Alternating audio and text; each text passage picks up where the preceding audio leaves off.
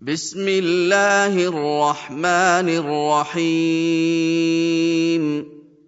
يسألونك عن الأنفال قل الأنفال لله والرسول فاتقوا الله وأصلحوا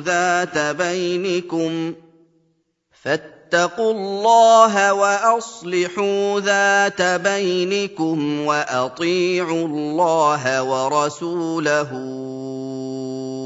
إن كنتم مؤمنين إنما المؤمنون الذين إذا ذكر الله وجلت قلوبهم وإذا تليت عليهم آياته زادتهم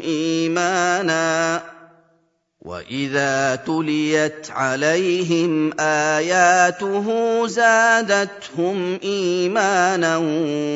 وعلى ربهم يتوكلون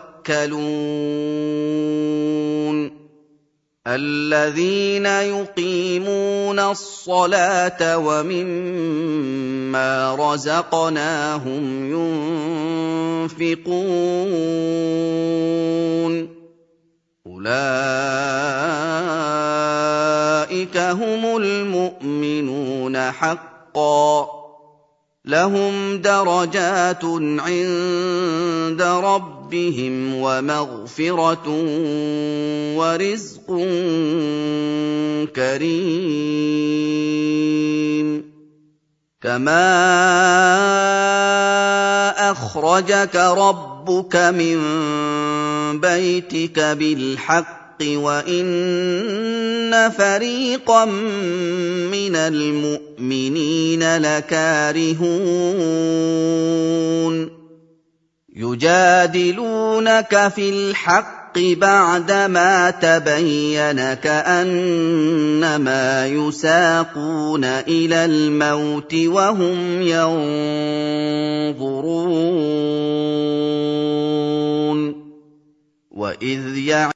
शुरू अल्लाह के नाम से जो बड़ा मेहरबान निहायत रहम वाला है। ऐ मोहम्मद सल्लल्लाहु अलैहि वसल्लम, मुजाहिद लोग तुमसे गनीमत के माल के बारे में दरियाफ्त करते हैं कि क्या हुक्म है। कह दो कि गनीमत खुदा और उसके रसूल का माल है, तो खुदा से डरो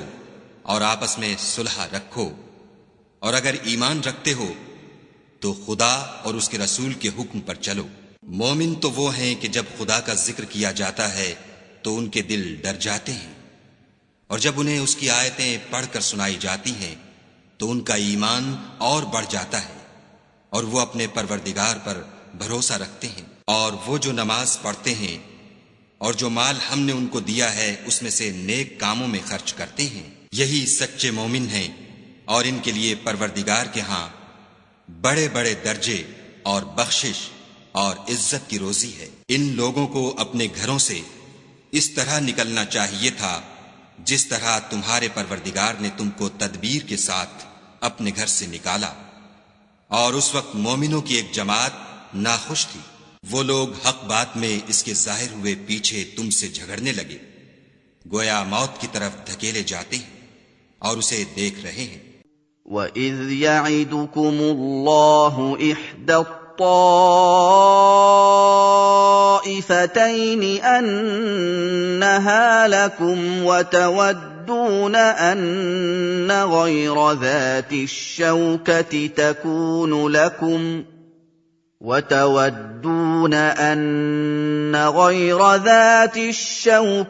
تكون لكم ويريد الله أن يحق الحق بكلماته ويقطع دابر الكافرين ليحق الحق ويبطل الباطل ولو كره المجرمون إذ تستغيثون ربكم فاستجاب لكم أني ممدكم ب1000 من الملائكة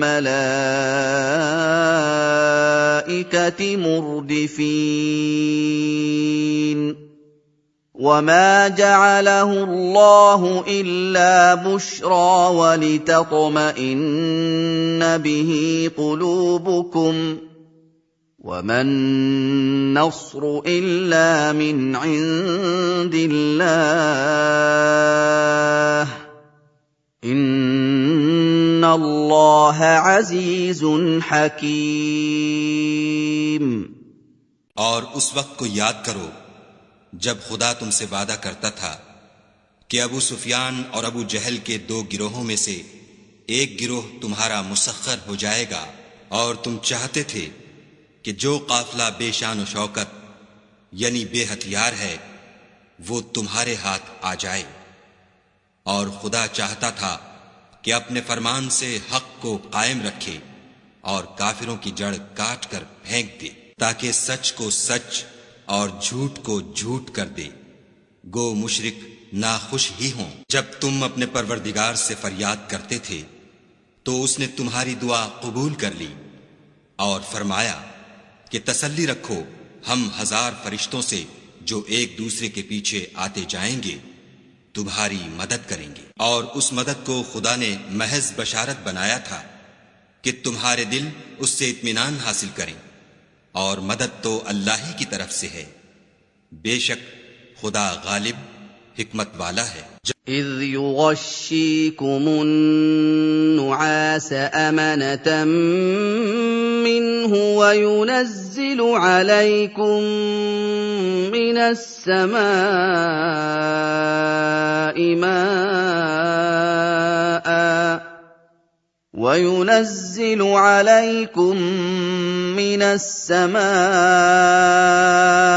ماء ليطهركم به ويذهب عنكم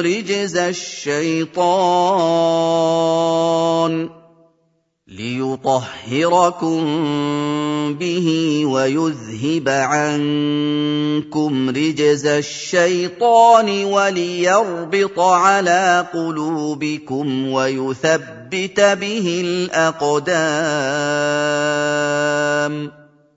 إذ يوحي ربك إلى الملائكة أني معكم فثبتوا الذين آمنوا سألقي في قلوب الذين كفروا الرعب فاضربوا فوق الأعناق واضربوا منهم كل بنان ذلك بأنهم شاقوا الله ورسوله ومن يشاقق الله ورسوله فإن الله شديد العقاب।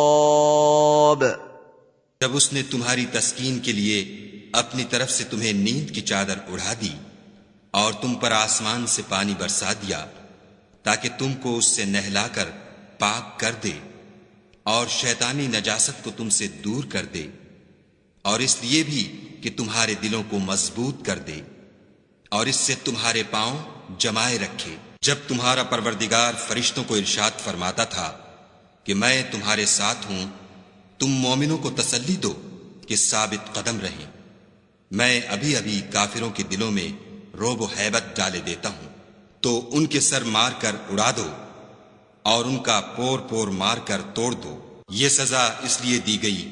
कि उन्होंने खुदा और उसके रसूल की मुखालिफत की, और जो शख्स खुदा और उसके रसूल की मुखालिफत करता है तो खुदा भी सख्त अजाब देने वाला है। ذلكم فذوقوه وأن للكافرين عذاب النار يا أيها الذين آمنوا إذا لقيتم الذين كفروا زحفا فلا تولوهم الأدبار ومن يولهم يومئذ دبره إلا متحرفا لقتال أو متحيزا إلى فئة فقد باء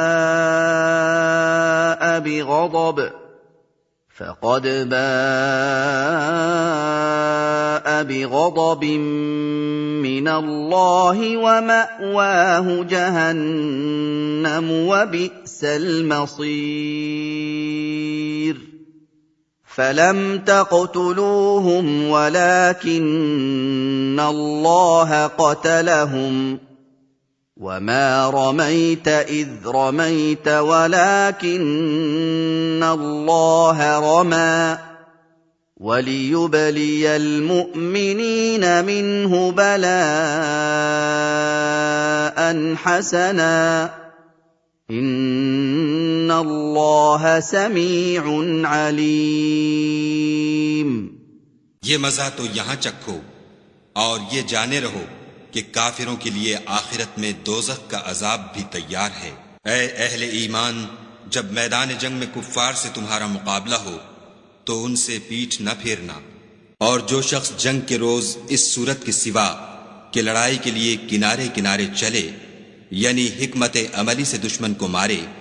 या अपनी फौज में जा मिलना चाहे, उनसे पीठ फेरेगा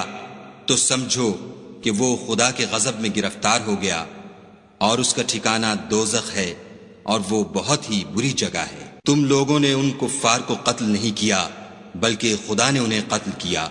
और ए मोहम्मद सल्लल्लाहु अलैहि वसल्लम, जिस वक्त तुमने कंकरियां फेंकी थीं तो वो तुमने नहीं फेंकी थीं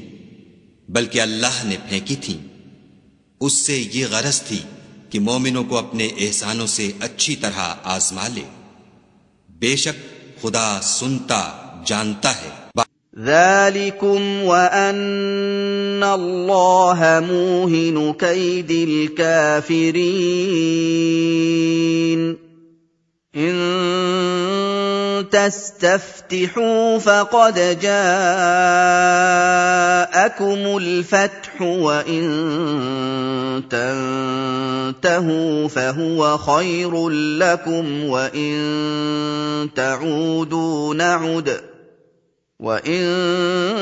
تَعُودُوا نَعُدْ وَلَن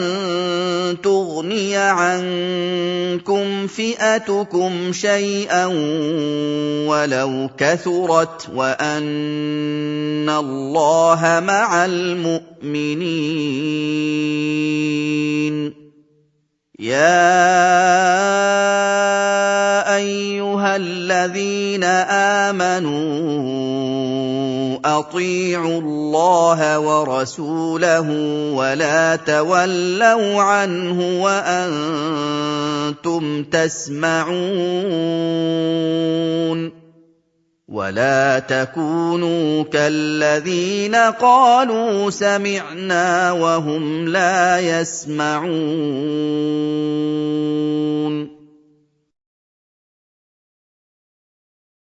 إن شر الدواب عند الله الصم البكم الذين لا يعقلون ولو علم الله فيهم خيرا لأسمعهم ولو أسمعهم لتولوا وهم معرضون बात यह है,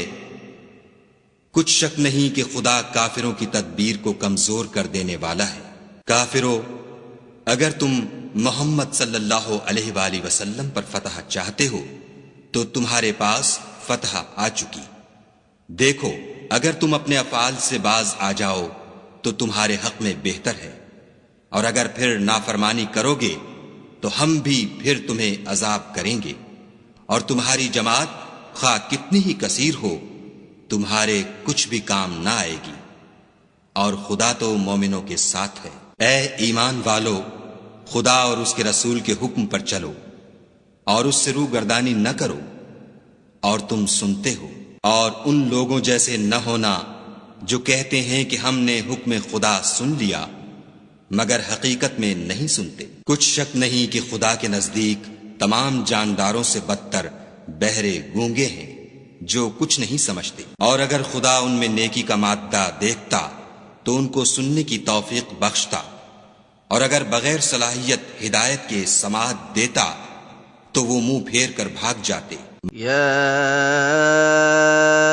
अय्युहल्लज़ीन आमनू इस्तजीबू लिल्लाहि वलिर्रसूलि इज़ा दआकुम लिमा युहयीकुम استجيبوا لله وللرسول إذا دعاكم لما يحييكم واعلموا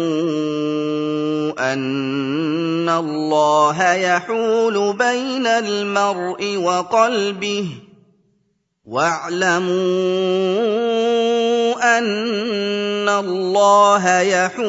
بين المرء وقلبه وأنه إليه تحشرون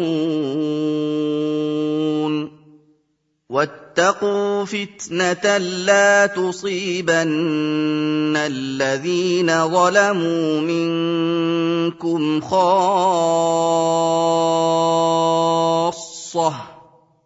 واعلموا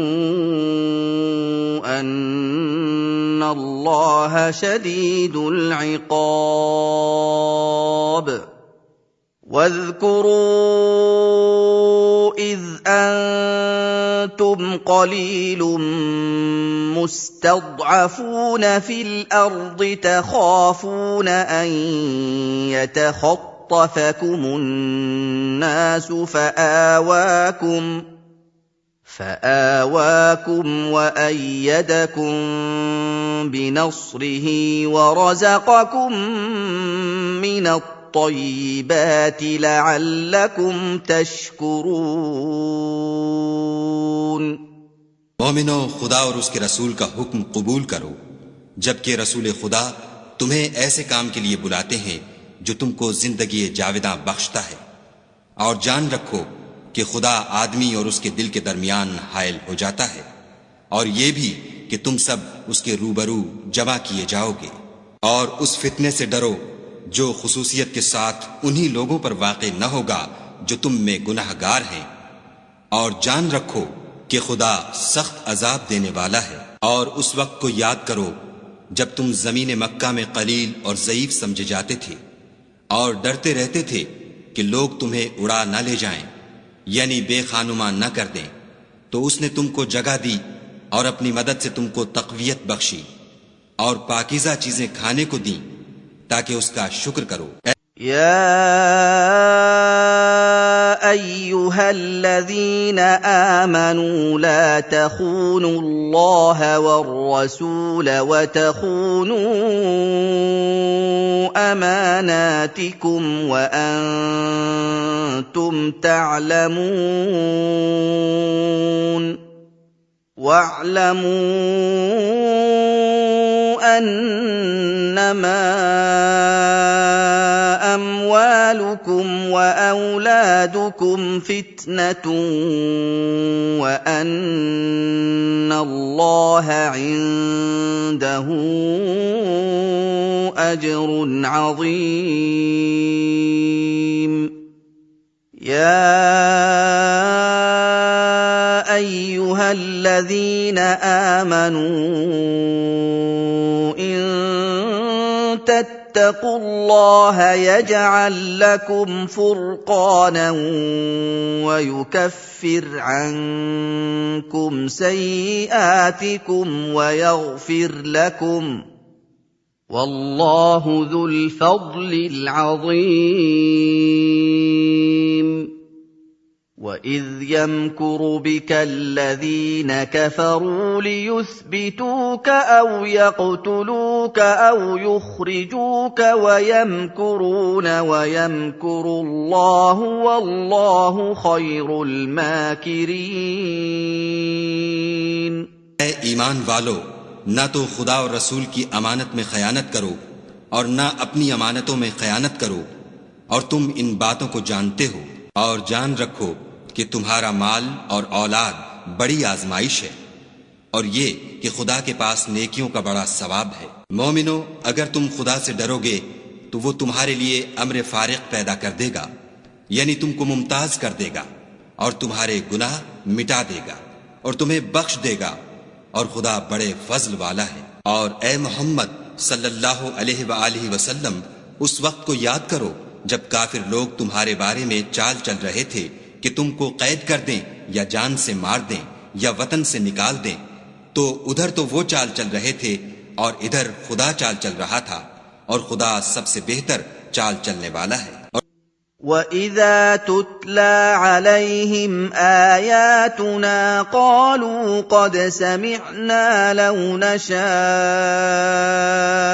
لَقُلْنَا مِثْلَ هَٰذَا قَالُوا قَدْ سَمِعْنَا لَوْ نَشَاءُ لَقُلْنَا مِثْلَ هَٰذَا إِنْ هَٰذَا إِلَّا أَسَاطِيرُ الْأَوَّلِينَ وَإِذْ قَالُوا اللَّهُمَّ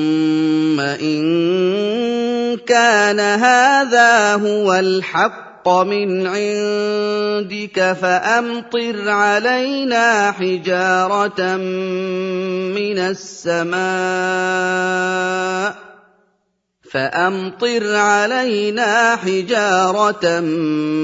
مِّنَ السَّمَاءِ أَوِ ائْتِنَا بِعَذَابٍ أَلِيمٍ وَمَا كَانَ اللَّهُ لِيُعَذِّبَهُمْ وَأَنتَ فِيهِمْ وَمَا كَانَ اللَّهُ مُعَذِّبَهُمْ وَهُمْ يَسْتَغْفِرُونَ। और जब उनको हमारी आयतें पढ़कर सुनाई जाती हैं तो कहते हैं, ये कलाम हमने सुन लिया है, अगर हम चाहें तो इसी तरह का कलाम हम भी कह दें, और ये है ही क्या, सिर्फ अगले लोगों की हिकायतें हैं। और जब उन्होंने कहा कि ए खुदा, अगर ये कुरान तेरी तरफ से बरहक है तो हम पर आसमान से पत्थर बरसा या कोई और तकलीफ देने वाला अजाब भेज। और खुदा ऐसा न था कि जब तक तुम उनमें थे उन्हें अजाब देता, और न ऐसा था कि वो बख्शिश मांगे और उन्हें अजाब दे। وَمَا لَهُمْ أَلَّا يُعَذِّبَهُمُ اللَّهُ وَهُمْ يَصُدُّونَ عَنِ الْمَسْجِدِ الْحَرَامِ وَمَا كَانُوا أَوْلِيَاءَهُ إِنْ أَوْلِيَاؤُهُ إِلَّا الْمُتَّقُونَ وَلَٰكِنَّ أَكْثَرَهُمْ لَا يَعْلَمُونَ وَمَا كَانَ صَلَاتُهُمْ عِندَ الْبَيْتِ إِلَّا مُكَاءً وَتَصْدِيَةً فَذُوقُوا الْعَذَابَ بِمَا كُنتُمْ تَكْفُرُونَ إِنَّ الَّذِينَ كَفَرُوا يُنفِقُونَ أَمْوَالَهُمْ لِيَصُدُّوا عَن سَبِيلِ اللَّهِ فَسَيُنفِقُونَهَا ثُمَّ تَكُونُ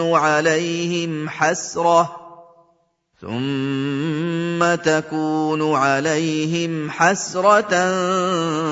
ثُمَّ يُغْلَبُونَ وَالَّذِينَ كَفَرُوا إِلَىٰ جَهَنَّمَ يُحْشَرُونَ